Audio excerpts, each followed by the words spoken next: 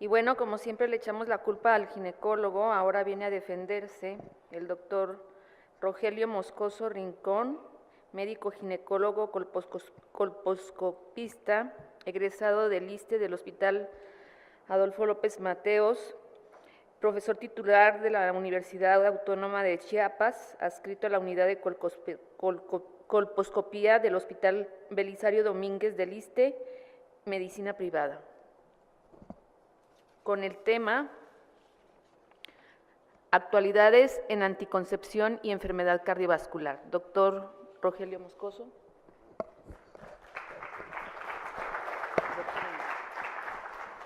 Pues así se lo dejo. Sí. Lo descompuso Edith. Bueno, le robo él.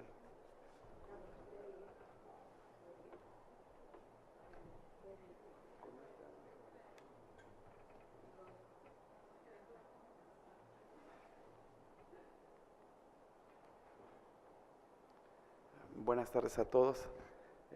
Yo creo que después de estas dos brillantes pláticas que me antecedieron,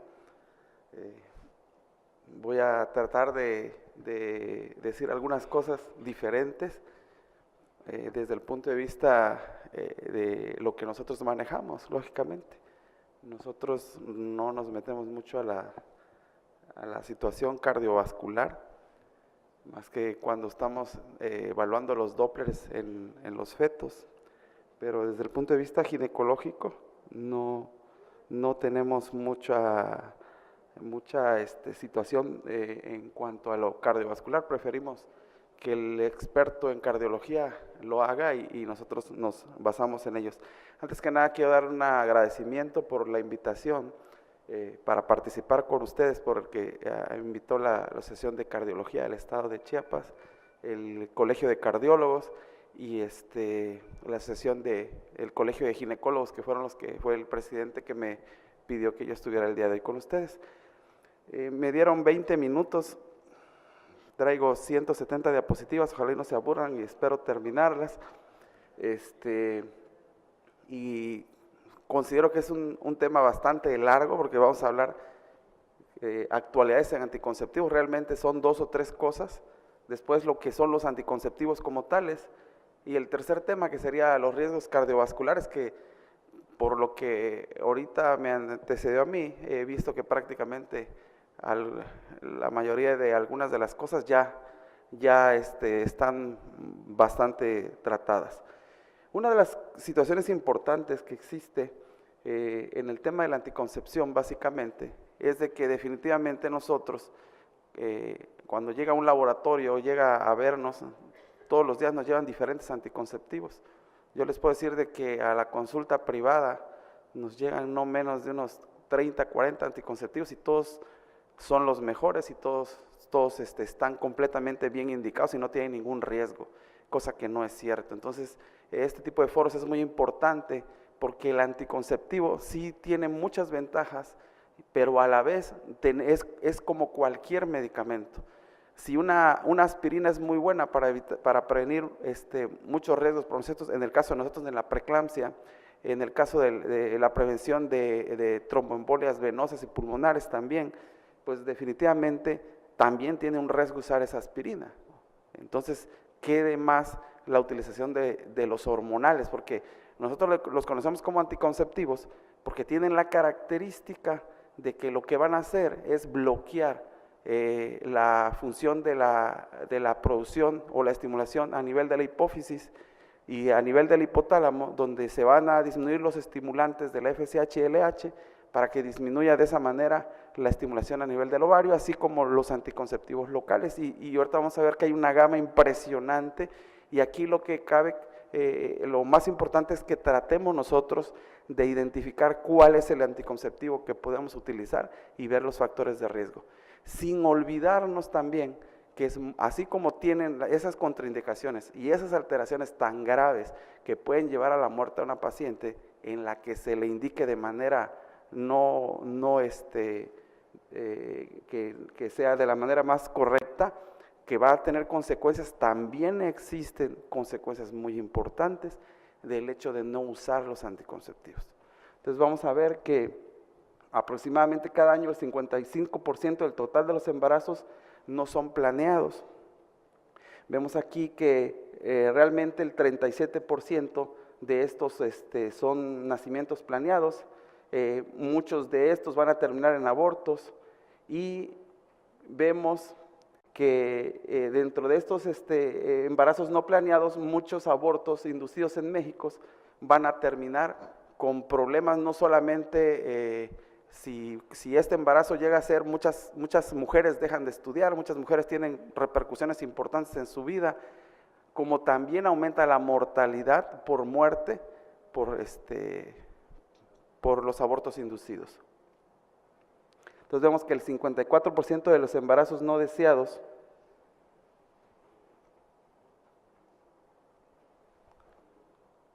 en México terminarán en un aborto inducido, pese a ser restringido por ley en 31 de 32 entidades federativas. Esto se traduce en más de 1.026.000 abortos inducidos por año, con una tasa del 38 por cada 1.000 mujeres entre los 15 y los 44 años de edad. Aquí es donde viene el problema, porque lo que vamos a analizar más adelante es de que cada edad, dependiendo la edad de cada paciente, nosotros tenemos que escoger bien un anticonceptivo para disminuir ese riesgo que tanto se está hablando en la salud femenina de una tromboembolia pulmonar o un evento vascular cerebral o un problema, una enfermedad cardiovascular.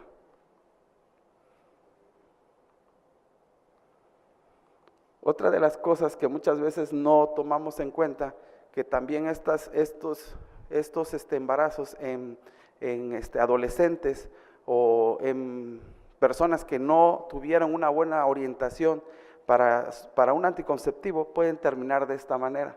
Un niño golpeado, un menor que no tenga esa orientación o no tenga ese cuidado que necesita desde, como yo les digo en muchas de las pláticas, desde que está el feto adentro de la madre, ya es un individuo que tiene todos los derechos de educación, tiene todos los derechos de vida, todos los derechos de cariño, y que nosotros, los obstetras, debemos desde ahí identificar los riesgos que pueden empezar a tener desde la etapa fetal para que ese bebé cuando nazca tenga una sea saludable y pueda evolucionar bien e integrarse bien a la sociedad. Entonces, el hecho de no dar un anticonceptivo de manera indicada y adecuada también nos va a dar otros riesgos independientemente de los que ya se han estado hablando en estos foros, en este foro.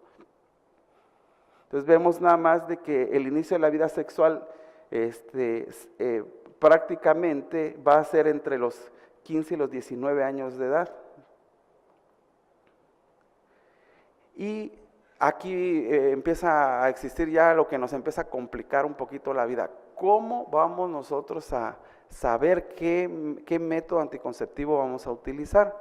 Entonces aquí rápidamente vemos que dentro de los anticonceptivos orales combinados vamos a ver que el más potente va a ser el etinilestradiol, que va a tener, se modifica variablemente la hemostasia en proteínas que se producen en el hígado, y estos efectos estrogénicos son modulados por el tipo de progesterona. Entonces, dependiendo el tipo de progesterona a la cual nosotros vamos a escoger con determinada combinación de estrógeno, va a ser el efecto o las alteraciones a nivel de la enfermedad trombótica.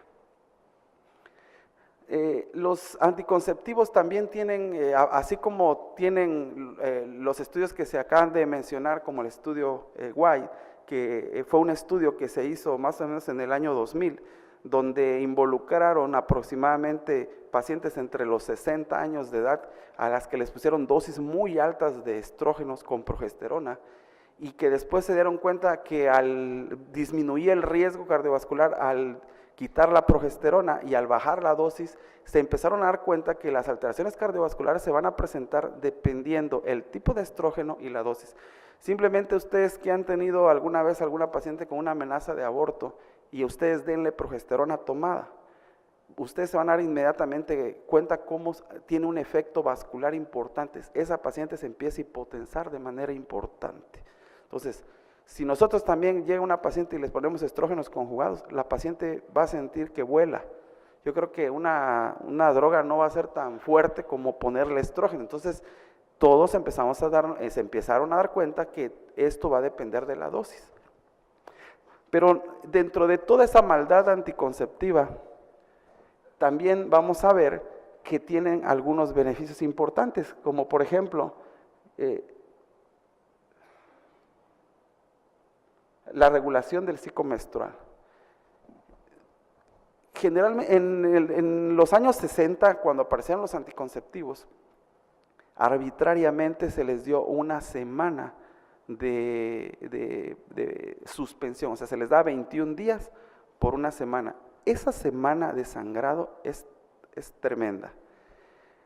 Si nosotros recordamos, la menstruación es un proceso inflamatorio donde se van a liberar sustancias tensoactivas, se van a liberar sustancias de la inflamación que van a condicionar que el útero tenga contracciones por la misma isquemia. Eso va a generar un dolor en el 40 hasta el 70% de las mujeres. Eso es lo que nosotros conocemos como dismenorrea. O sea, es algo que es en muchas de las ocasiones completamente incapacitante, y si no, yo creo que muchas de las que están aquí me podrán decir que sí o estoy mintiendo o no.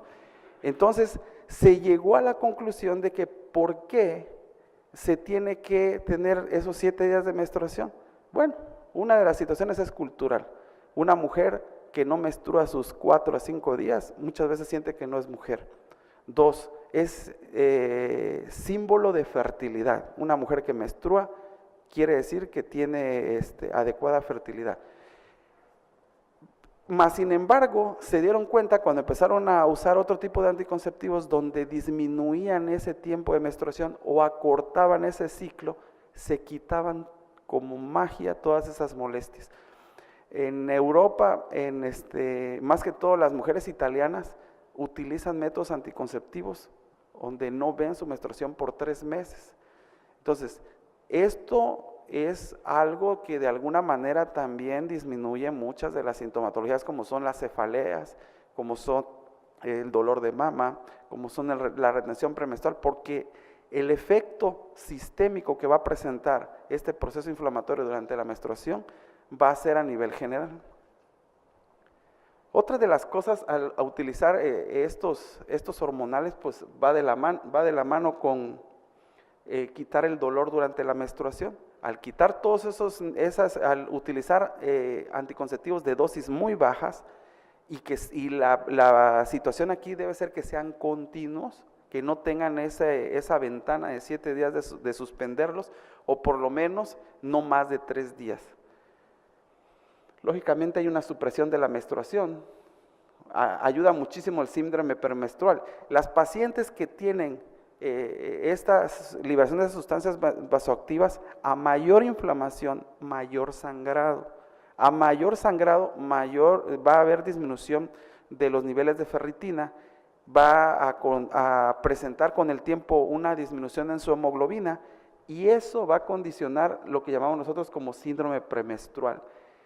En este síndrome premenstrual también empieza a existir algunos problemas de tipo depresivo, los cuales con la utilización de este tipo de anticonceptivos nuevos de dosis bajas se van a eliminar. Prevención de las migrañas, los dolores muy importantes por la estimulación de los focos endometriósicos que van a estar implantados a nivel de la trompa, a nivel del ovario, al mismo nivel vaginal que vamos a tener estos implantes. La modulación de esta disminución de la estimulación de esos focos endometriales, pues va a disminuir el dolor de la endometritis. Los sangrados por miomas existen, ahorita vamos a ver más adelante que tenemos algunos anticonceptivos que nos van a mejorar el sangrado. No van a quitar lógicamente los miomas, pero nos van a disminuir el sangrado si esos miomas, dependiendo su ubicación a nivel uterino, están afectando una hemorragia mayor. Definitivamente nos ayuda a mejorar la densidad mineral ósea, y existen algunos anticonceptivos que son antiandrogénicos que nos van a ayudar en el acné y el hirsutismo. Y esto va de la mano básicamente a lo que se acaba de hablar hace un momento del síndrome ovario poliquístico. Entonces vamos a ver que los estrógenos se clasifican de acuerdo a unas estructuras esteroideas, en naturales como van a ser el estradiol, la estrona, el estriol, la equilina y la equilinina. Los sintéticos que son el etinilestradiol, el valeriato de estradiol, el mestranol y el quinestrol. El primer reporte en 1960 de una trombosis venosa estuvo por altas dosis de este estrógeno que actualmente prácticamente no se utiliza. Entonces, eso es lo que ahorita en la plática vamos a ir viendo. El más nuevo de todos es el valerinato de estradiol, y aunque no tiene una significancia, una diferencia significativa estadísticamente hablando entre el etililestradiol y el valerinato de estradiol, es un poquito mejor este. Y bueno, aquí para que nos aburramos un poco, estos son todas las progesteronas que están combinadas. Lógicamente las mejores van a ser las progesteronas naturales, las vamos a clasificar de acuerdo a ver, no está. La vamos a clasificar de acuerdo a los 17 esteroides, los de primera generación, como van a ser los derivados pregnanos y los derivados no pregnanos a partir del 19 norpregnano. Estos que están aquí, también apréndanselos. Estos son los que más se relacionan, en los anticonceptivos que más se relacionan con eventos de trombosis venosa. Aquí tenemos también, por ejemplo, dentro de estos derivados pregnanos, el acetato de medroxiprogesterona, el megestrol, la ciproterona, la clormadinona. Díganme quién no ha usado estos, es a pasto que se utiliza. El principal efecto que vamos a ver en esto, por ejemplo, va a ser un tipo de efecto mineralocorticoide, que va a ser la medroxiprogesterona. Y dentro de esto la ciproterona actualmente únicamente se trata de utilizar en el síndrome ovario poliquístico, porque recordemos que existe una combinación de ciproterona que se utiliza como anticonceptivo, pero los riesgos de trombosis venosa se han encontrado que están aumentados. El riesgo es más o menos de una paciente que no toma anticonceptivos es de 2 a 2.4, tiene un riesgo aproximadamente de entre 3.5 y 4, entonces únicamente cuando realmente tenemos síndrome ovario poliquístico podemos emplear los combinados de ciproterona siempre y cuando no tengan otros factores de riesgo de los que vamos a analizar y de los que ya se han hablado. Y dentro de los más nuevos, las mejores combinaciones que se han visto son el etinilestradiol con el levonorgestrel, que es un derivado etilinado, es de los llamados estranos también. Otro muy importante es la noretisterona y el desogestrel. Dentro de las combinaciones con desogestrel y gestodeno, tienen un poquito menos riesgo las combinaciones con los progestágenos de segunda generación, como son los que encontramos con el levonorgestrel. Aquí está. Y luego los más nuevos, que son los etilinados o los también llamados gonanos, que son el dinoges y la drosperinona.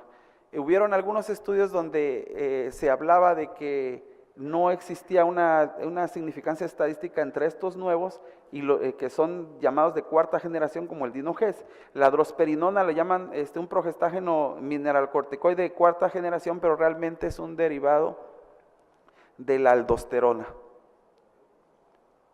Bueno, y aquí un pequeño resumen. Entonces, las progestinas son derivados de testosterona. Las progestinas pueden ser derivadas de progesterona o de testosterona. Dentro de estas su accionar básicamente va a tener un efecto a nivel del acné, cambios en la piel, disminución en las lipoproteínas de alta densidad. Y aquí nosotros tenemos, lo que yo les expliqué hace un rato, escoger qué tipo de anticonceptivo vamos a utilizar de los combinados, porque dentro de estas combinaciones van a existir algunos que generalmente van a dar el efecto cardiovascular y trombótico va a ser mucho mayor. Entonces, es la clasificación, como ya vimos, son progesteronas de primera generación o de segunda generación o derivadas de testosterona, como van a ser las nortestosteronas. Ahora, el efecto de las progestinas va a ser dependiendo el receptor a donde se puedan ellas adecuar. Entonces vamos a ver que el receptor va a tener contacto con el receptor de progesterona, con los andrógenos, con los estrógenos, va a tener un efecto también glucocorticoide o mineralocorticoide, como vimos hace un momento con la medroxiprogesterona.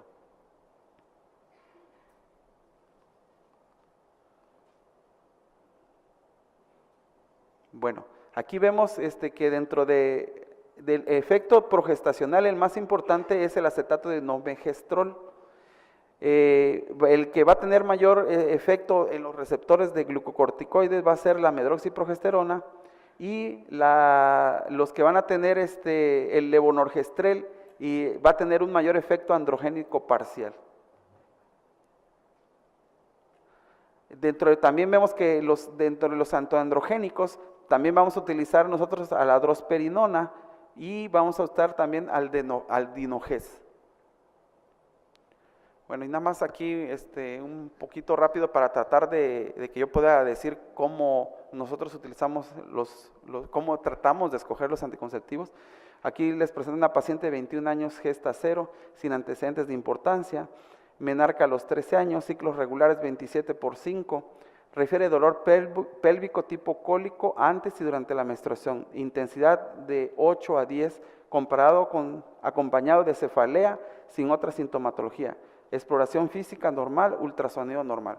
Muy importante, no debemos nosotros indicar un anticonceptivo si no sabemos por lo menos la edad de la paciente exacta, las condiciones que tiene. O sea, vuelvo a repetir lo mismo, los anticonceptivos son medicamentos que tienen sus indicaciones muy particulares, y que así como pueden inhibirnos un embarazo de alto riesgo, nos pueden evitar que que las familias sean muy numerosas y eso genere problemas también les puede provocar efectos a nivel de enfermedad tromboembólica.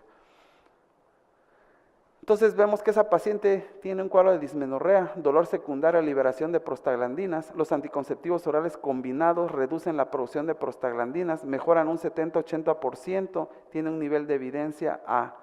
Tiene una disminución del dolor con un OR de 2.01 comparado con placebo. Otras opciones que podemos utilizar son los anillos vaginales, el implante subdérmico de levonorgestrel y el dispositivo con levonorgestrel que se llama Mirena, y actualmente existe uno de muy baja dosis que se llama Yazdes. Ahorita vamos a hablar un poco de él. Siguiente caso clínico, femenino de 30 años, gesta 2 para 2, sin antecedentes de importancia, ciclos regulares de 30 a 90 por 8 días. Refiere irritabilidad, insomnio, mastalgia, dolor pélvico intenso, cefalea severa. Se refiere con retención hídrica, polifagia, evacuaciones disminuidas de la consistencia, a la exploración física normal, estudios de laboratorio normales. Esto va a estar relacionado con el síndrome premenstrual. Entonces, sí estamos viendo cómo cada paciente tiene alguna situación clínica donde nosotros podemos escoger un anticonceptivo y no el que el laboratorio nos vaya a decir, porque el laboratorio hace su trabajo perfectamente bien, son maravillosos. Yo creo que son de las gentes que más se les aprecia por todo el apoyo que dan a la enseñanza, pero recuerden que el objetivo de ellos es la venta. Entonces, en el siguiente podemos utilizar dosis baja de 20 microgramos de etinilestradiol más drosperinona con reducción de la sintomatología. Ahora, ¿por qué drosperinona? Es un derivado de la espironolactona, es un antimineralocorticoide y al combinarse con el etinilestradiol produce una excreción de sodio y agua y disminuye también el edema. Tiene un nivel de evidencia A. Femenino de 17 años de edad. Ya vieron las edades, cómo vamos, ya vamos a diferentes edades, diferentes trastornos que se presentan en cada paciente y tenemos que individualizarla. Gesta 0, sin antecedentes de importancia, menarca a los 12 años, ciclos regulares, eumenorreica. Refiere iniciar hace 2 años con acné, con incremento de lesiones una semana antes de la menstruación, exploración física, pápulas, pústulas, principalmente en frente y nariz, así como cicatrices de lesiones previas. El acné, generalmente todos los anticonceptivos incrementan las globulinas de unión a las hormonas sexuales y suprimen la producción ovárica de andrógenos. estimulados por la hormona luteinizante. El etinilestradiol combinado con drosperinona o ciproterona reduce las lesiones de acné hasta en un 50%. Es muy importante que si vamos a usar ciproterona, que es, como vimos, es una progesterona.